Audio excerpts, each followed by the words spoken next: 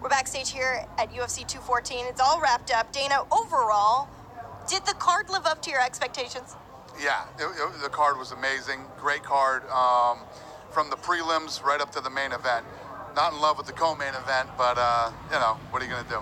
Well, Jon Jones is behind you doing media. He's the champion once again.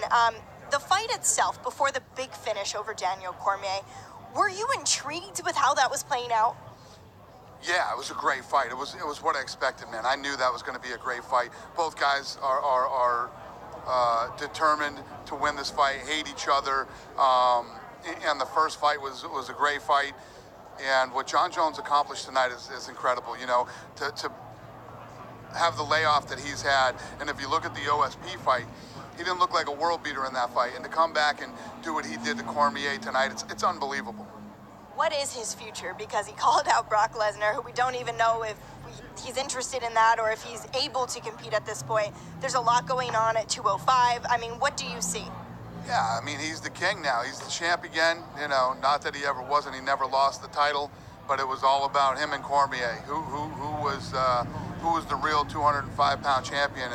And Jones came out and nailed it tonight. I mean, incredible. He certainly did. I know you weren't super thrilled with the co-main event, Tyron Woodley versus Damian Maia. What did you walk away from that feeling? Just was, you know, they broke a record tonight for the least punches ever thrown, and they beat it by double. I mean, it was 130, and I think it was 60 is what they did tonight. So couldn't be a worse performance. You couldn't watch a more horrifying fight in your whole life.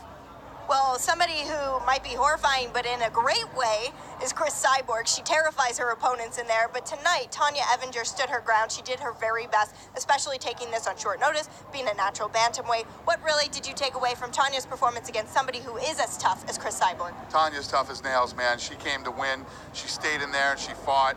And she did everything she could up until she got finished, and nothing but respect for her. Yeah, and finally, before I let you go, Robbie Lawler and Cowboy Cerrone. First off, did you score it the same way the judges did? Did you have it for Robbie Lawler? And was that the fight you were hoping it would be? Yeah, it was. I had it 1-1 going into the third round, and I thought if Cowboy had more output, you know, in that third round, he wins the fight. But Robbie definitely won. That's how I had it scored, too. Yeah. Do you think, you just mentioned, like, the only bad thing about it was it wasn't 5 rounds. Do you think we'll ever be able to see that again? Because, man, that was a good one. We might. We'll see where they go from here. It was a fun fight, and like you said, the only thing that sucked about that fight is it wasn't 5 rounds. How about Ortega tonight? Oh, my God. He won a bonus, correct? Not to take over your job here or anything, but he looked unbelievable tonight. What a great performance he put on. And that was a great fight. Yeah, that's fight of the night. That was an incredible fight. Kylan Curran was in an amazing fight. And then Volkan comes out there. He's got 2 of the fastest 6 knockouts of 2017, and he's got 3 UFC fights. I mean, he's really proving himself out here. Holy yeah, I literally jumped out of my seat and said holy about 40 times after that fight. Yeah, incredible. Well, the whole card was holy. The whole card was amazing. You put together... Almost the whole card was holy. There was one that was like, holy I can't wait for them to have to bleep this so many times. But, boss, thank you for your time. We appreciate it. We'll see you back in the office. Thanks.